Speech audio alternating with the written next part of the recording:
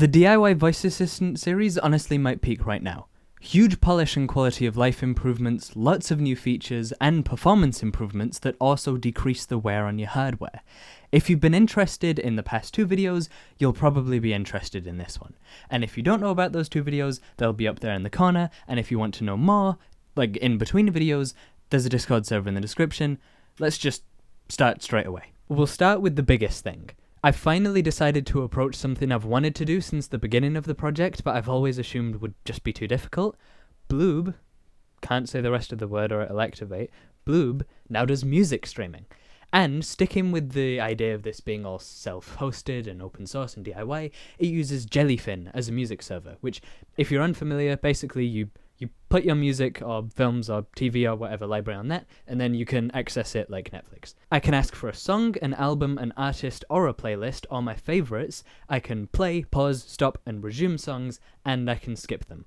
Plus, while a song's playing, I can ask what song's playing, and it'll tell me the name of the song and the album artist, and it wasn't even too difficult. But I know a lot of you aren't going to care about the technical details, so you'll notice that there are chapters in the playback bar if you hover your mouse over them, or just tap the screen if you're on mobile. If you don't care about the technical bits, use those to find your way to someone else, but there's no way I'm not going to talk about the technical bits, so here we go. So I started right at the start. If we're going to make a voice music client thing, we need the assistant to be aware of every single song, album, artist, anything we might want to play, which means I have to be able to get those from a Jellyfin server and feed them to Rhasspy in the format that slot files are made in. That endeavour actually did start at around the same time as the rest of this project. I just did it when I'd completed everything else I needed to do in a computer science lesson at school, and I actually got album artists working fairly easily. So I've got this made on Replit. Except that made me hate the way Jellyfin does authentication. And it's probably not Jellyfin's fault, it's just I've no experience with this, and it baffled me. In the documentation, they mention being able to send a username and password and receive back everything you'd want to do to authenticate, which sounds good, but I couldn't get it to work. I did know that Jellyfin supported API keys, but their documentation didn't tell me how to use them. Or maybe it did, because, again, I'm not blaming Jellyfin or any of their developers. I was coming at this with zero experience, but I could not figure it out. What ended up helping me, though, was a blog from James Harvey, the developer of Finamp, which I know is a functional app, so I thought it might be helpful, and it was. They mentioned that there's a different place you can send an API key to that will authenticate you, and it's not attached to a specific user or anything, it just authenticates you with the server, and that's exactly what I wanted to do, and that worked.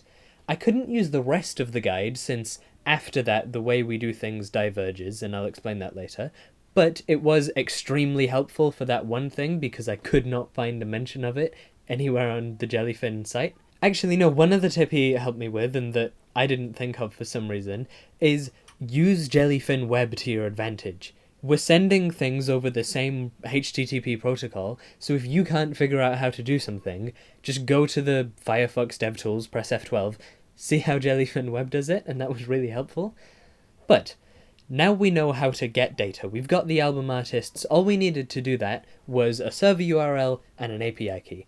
Surely it's the same for everything else. No. For everything else, so if I want to get a list of the songs or the albums, I need a user ID. How do we get one? Probably by authenticating properly, but we've already established I'm not doing that, so my solution, and it is what I tell you to do for now in the voice assistant guide if you're making your own, just steal it from Jellyfin web, like I was just talking about. It's not silly, it works. But alright then, we send a different request for everything that isn't an album artist, and then we get the album artist too. How are we saving it? A two-dimensional list, which, because I only learned what that was like a month ago, is basically a list with two lists inside. The list at the 0th index, or the first list because we start at 0, contains the name of the song, and then the list at the first, even though it's the second, so I'll call it the onest index, contains the IDs for the songs. Although it's probably obvious to most of you, the reason songs have an ID that's separate from their name is so that we can handle two songs having the same name. One problem I had with that approach, though, was at first it was adding each individual character as a new artist. So rather than adding the artist ACDC, it would add the artist A, then the artist C, artist slash artist D, and it would keep going, and that was really awkward, and I could not figure out why, but it was because I forgot .append exists. I was adding, like, I was using a plus symbol to add things to a list, and it was being weird. You can simply use append. That's what I wanted. I knew that was a thing as well. Once Stack Overflow reminded me that append existed, everything was solved. And it works. So now we do that for album artists, albums, songs, and playlists, strip out any special characters from them so that the voice assistant can actually comprehend them, add them to a file in the format that slot files are meant to be in, and now the voice assistant can recognize things. Blueberry, play the song Champagne Supernova. Woo. But where do we go next? My first thought was now we have to figure out how to actually get the song. At first I tried to fumble around with actually streaming the song, like you normally would, so you don't have to download the whole thing first, but given these are most likely to be on the same local network as your Jellyfin server anyway, even if we're downloading lossless audio, downloading it in its entirety is probably going to be fine, and that's good because downloading it is way easier than streaming it. I didn't ever end up figuring out how to stream it, but I did waste a lot of time on it, so even this really easy section did end up taking forever, but once I realised I could just download the song, it was fairly painless. When we ask for a song by name, the slots file already swaps its name for the ID.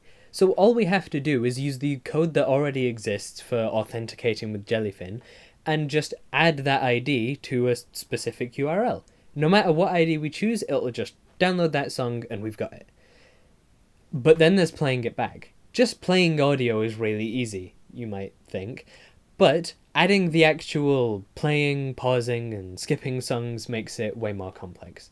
But for the sake of prototyping, I thought I might as well just try playing the audio in its entirety to see if I can get that to work. And it didn't, because aplay, which is just the basic built-in sound playing utility, and it's what we use to play the timer finished sound, aplay doesn't support FLAC files. If you know nothing about file types, think of FLAC like a premium MP3.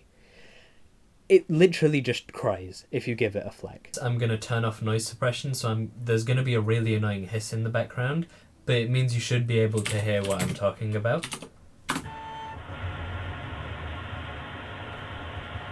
That's what happens if you give it a FLAC file. So we have to find something else before we can even play anything. So, after a lot of searching, I eventually found Mini Audio, and it plays FLACs. So I downloaded it on my local machine, gave it a try, and it worked fine. Then I tried to integrate it with the assistant, and it doesn't work again. So the actual problem we've encountered before, and it's that you can't install Python modules into the little isolated container that the assistant's running in. You might think we could solve that by just manually installing it, and that's probably possible, but I couldn't figure it out last time, so realistically the steps I was going to take to figure that out were probably going to be the same as when I tried it a few months ago. I'm not going to manage. But if you have seen any previous episodes, you know exactly where this is going. What do we do if we can't figure out an immediate solution to our problem? We make a file. Get used to it if you haven't seen any previous episodes. That's what we do.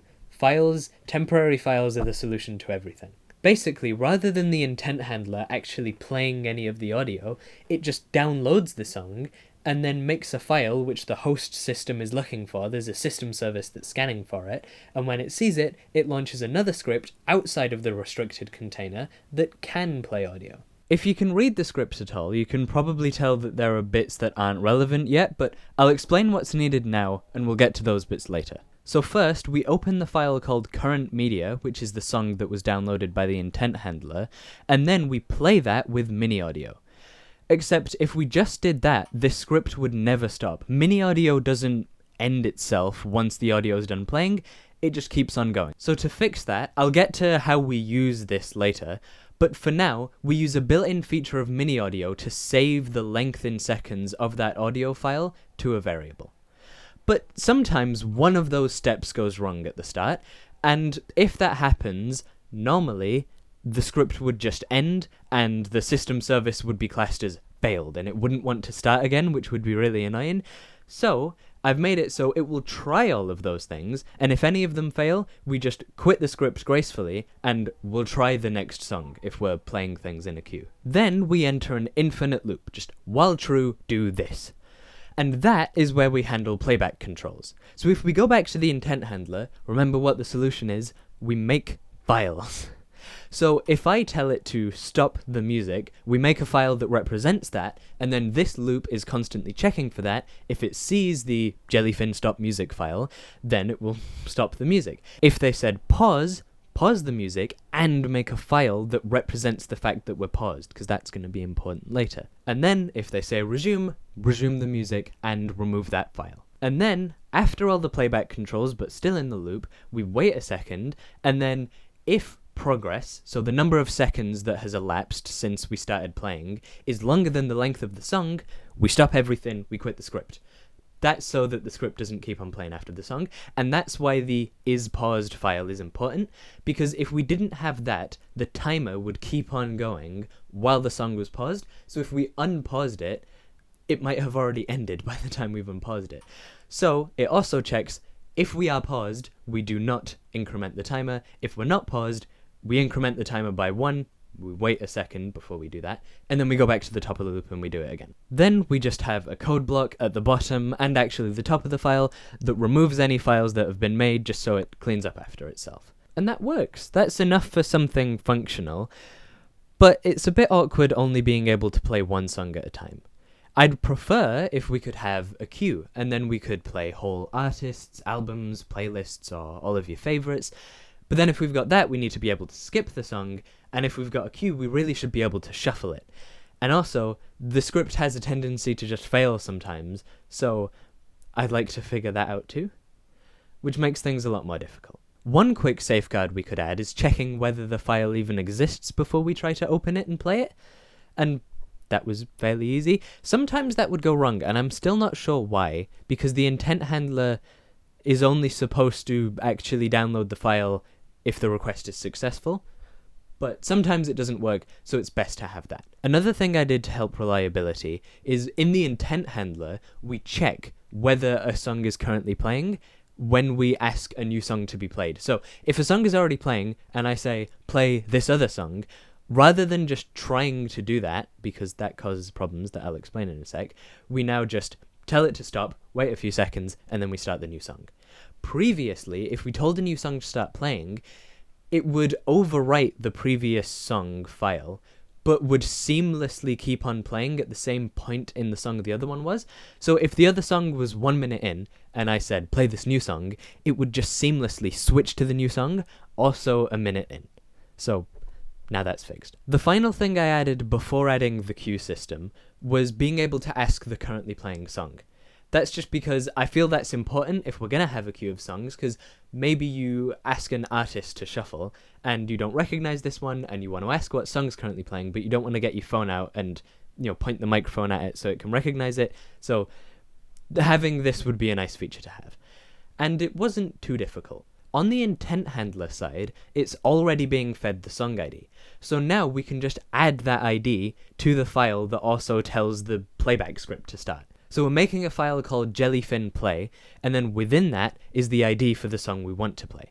Then the playback script can look inside that file, find the ID, and then ask the server for info about that song. In this case, for just the voice assistant, we just do the song name and the album artist, but if we ever move to making like a Nest Hub alternative, if we ever have something with the UI, we can make this ask for album art and release date and things like that. Once we've got that info, the playback script just saves it to the song info file, and then if we ask what song's currently playing, the intent handler looks into that file and we get the details of the song. It just says them. But eventually we have to get to the in-depth stuff. How do we play multiple songs? There were two approaches I considered for it. One was modifying the playback script, letting it take multiple input files, and then the intent handler would download multiple songs, and it would be the playback script that handles queuing and skipping and managing that. Then there was the second option of having the playback script basically the same as it is now, and having the intent handler manage everything. For numerous reasons, I went with the second option. Probably the most obvious one is just speed. If we had to have all of the files ready for the playback script before we could start doing anything, it would take a lot longer to get started, since we'd have to download lots of files, since if you remember, we're not streaming them, we're downloading them from the Jellyfin server. And also, just in general, this seems like a much cleaner way to do it. I know it sounds kind of silly, but it's called the playback script. It should just handle playback things, and we should have something else manage the queue, I think. And here's how it works. First, if the user's asking for a collection of songs, we check whether they're asking for the favorites or an album, playlist, whatever. If they want the favorites, we can just ask the server for the favorites, add them to a list saved. If they ask for an album or an artist or a playlist, we look for all the children of that thing, so all the items below that are of the type audio, so songs, and then we add those to a list. Next, if we just ask to play those songs, we can skip this bit. But if we ask to shuffle them, we need to shuffle them. Which is awkward because we've got two lists. We've got the IDs of the songs and the names of the songs. So if we just randomly shuffle both of those lists, they're not going to line up anymore. I found the solution to this on Stack Overflow. Basically, it means both of the lists are shuffled in the same way, but I'm not entirely sure how it works. It doesn't really much matter because it works, and it's not something that's a big part of the script or anything I'd ever expect to really troubleshoot. It's just shuffling things, and I could obviously find my own way to do this if I ever needed to. It's just, this was faster and it only took one DuckDuckGo search. Now for the good stuff. Now we've got a list of the songs we want to play, now we just need to play them. So, we initialize us at song 0, just setting a variable to 0.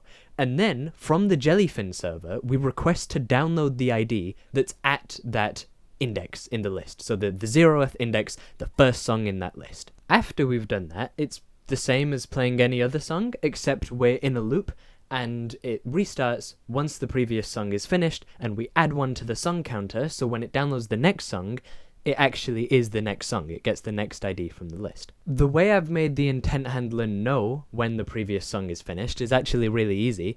If you remember, the Jellyfin playback script cleans up after itself once it's done, which means the current media file that was downloaded will also be gone. So we only restart the loop once that file is gone. At first, I put the song incrementing at the top of the list, which would work if I actually initialized the current song at -1, but because I was initializing it at 0, it meant we were always skipping the first song in the queue. Once I realized that, I fixed it, and that was relatively easy. And the way I handle skipping is also fairly simple. Right now, if you tell it to stop playback, it stops the queue system and playback itself. So all the skip file is a file that stops the playback, but not the queue system. So the queue system just sees it as if the song has ended. Wow. And that's the Jellyfin client. So again, the list of features is play song, play queue, stop, pause, resume, and skip songs, and tell you the currently playing song's name and the artist it was made by. Honestly, for voice-controlled music, that's satisfactory. And I genuinely didn't think I could do it, not because it ended up being some insurmountable task, and at no point while actually doing it did I think, oh, this is impossible, I'll never be able to figure this out. But before I tried it, I just assumed that I couldn't do it, until I just took a moment to think, well, you know, other people have figured it out, and they're probably smarter than me, but all that means is it'll take me longer to figure this out, and it worked, so I'm glad I did bother to try eventually. But if you're kind of exhausted from all of the Jellyfin and music playback and all the technical bits, so am I. So let's just look at some of the simpler stuff again. Starting with asking the date. So all it does to do that is it gets as numbers the day of the week, the day of the month, and the month of the year. So January would be 1 and Tuesday would be 2 in their respective little bits. Then we turn the numbers for everything but the day of the month into names using a list. So if it's the second day of the week, we go to the second item in the list, which is Tuesday, and we know that. If it's the 4th month, then we go to the 4th item in the months list, and that's April. Then we just put that all in a sentence and we say it, and it's really simple. I haven't yet implemented it smartly st and erding yet, so it doesn't say the 14th of August. It would say today is Saturday, the 14th of August. I think that was actually a Sunday. Or it would just say the 21 of July instead of the 21st. But it works well enough, you can still tell what day it is, so I'm happy with it for the moment. Also now, when you ask for a timer or a maths question, it confirms what it did in the response. So if you ask what's 16 times 3, it used to just say, that's 48. Now it'll say 16 times 3 is 48. And that's useful, same goes with the timer, because you might ask for a 15-minute timer and get a 15-minute timer and not know about it. Now you will. But that sounds like kind of an obvious thing to add, so why didn't I before? Originally, I was just using code from the example for how to make Rhasspy speak when you have a Python intent handler. And that was working fine. But you can't make it say things whenever. It would only actually say things once the program was done executing. It doesn't matter where you put the speech function, only once everything's done will it say anything. Which is a problem for a timer, because if I ask it to confirm my timer, it will only say it once the timer's done, which wouldn't be very helpful, so I had to figure out a new way to make it say stuff. After just quickly looking at the original code, I saw that things were only being outputted at the end of the script, so I tried moving that inside the speech function, and it didn't help. So the end solution I came up with is not ideal, but it does work 100% of the time. It's just a bit more roundabout than I would like. Instead, we send a request over the network back to itself. So we send a request to the Raspberry Pi's IP address, so it just goes back round to itself, which asks Rhasspy to say the thing we want, and that's done independently from the intent handler once the request has been sent, so it can say it whenever. We're nearly there. We're nearly done. The next thing I added was being able to change the volume using your voice. This wasn't necessary enough to work on before because we didn't have music playback support, but now we can. I thought it was much more important to try and work on. The way it works is really easy. The user says the percentage they want the volume to be at, and then we do some maths to it based on the custom bounds that the user's set for volume. So that's, if your speakers or your amp distorts at a certain volume, so you don't want to be able to go all the way up to 100%, you can just set a limit there, set your upper bound to 95%, and if your speakers have independent volume control and say below 50% you just can't hear them, then you can set the lower bound to 50%. I'm not sure if I've explained it very well. Basically, if the lower bound is 0 and the upper bound is 50, and you ask for 50% volume, it will be 50% of 50, so it'll be 25. After that, we just run a command to change the volume to that percent, and it does it, and it's really easy. I also, for the little test tone that plays after it, kind of like you would get on a computer so you can confirm the volume you're at, the test tone, I actually got to repurpose a sound I made previously in the project. The reason I had my own sounds for anything, just that I made with a little digital keyboard, was that I wanted to use custom sounds when the assistant started and stopped listening. I didn't end up using those, but the one I was going to use for stop listening, I'm pretty sure, is what got turned into the little test jingle that plays when the volume changes, so it worked. Next, I changed how stopping stuff works, since it used to be a bit weird. Back when I only had the timer to stop, rather than also having music, we used to have stop timer sound, which you would say stop, and that would only do anything if the timer was, like, bing-bonging at you because it's done. And then there would be cancel timer, which you could only do before the timer was done, which would stop the timer from timing before it was done. Then it just got even more awkward once I added music, because then stop, just a generic, the word stop meant stop the timer sound, but stop the music meant stopping the music, and cancel the timer meant don't do the timer anymore and it's not done yet.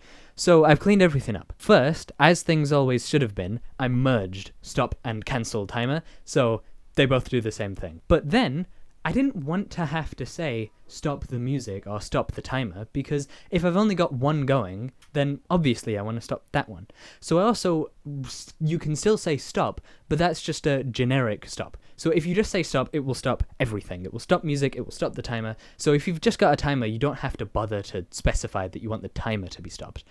It'll stop that. And finally, we're at the last thing, so I'm tired enough now that come on, let's sit down with me. Come on. All of the temporary files are now stored in RAM, which both has a a technically there but probably not noticeable speed improvement, and it decreases wear on your storage since it's most likely to be a micro SD card.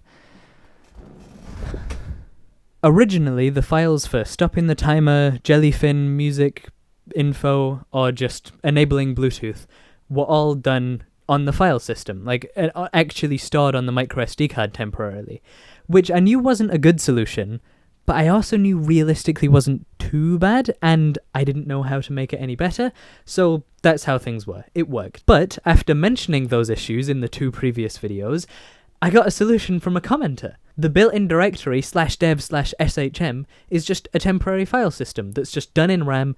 It all just looks like it's part of the normal file system, but it's done in memory rather than on your micro SD card, so all I did was change a few paths, give the container access to that data, and it just worked.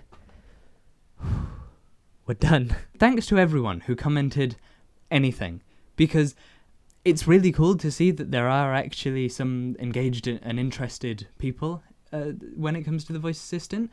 And same goes with the Discord server. If you ever want to ask anything in between a video, that is where to go. That's a good use for the Discord server, or if you just want to find other people who are interested.